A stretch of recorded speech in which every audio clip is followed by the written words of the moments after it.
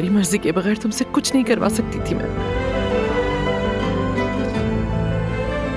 तो फिर अगर मेरा बेबी भी जिद्दी हुआ तो फिर मैं क्या करूंगी अम्मी, समझ नहीं आ रहा। बच्चा तुम जैसा ही हो, हर चीज में तुम पर ही जाएगा इंशाल्लाह। तुम्हारी तरह हंसने वाला, अच्छे दिल वाला, वो एक नेक दिल औलाद होगी इंशाल्लाह। आमीन अम्मी।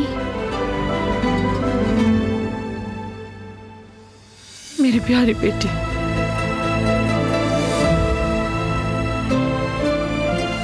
तुम, बारान और तुम्हारा बच्चा हमेशा बहुत खुश रहोगे। तुम्हें वो दर्द कभी ना मिले जो मैंने सहा और अनजाने में तुम्हें दिया।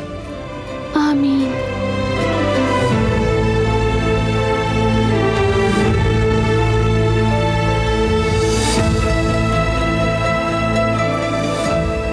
मेरी बेटी दिलान,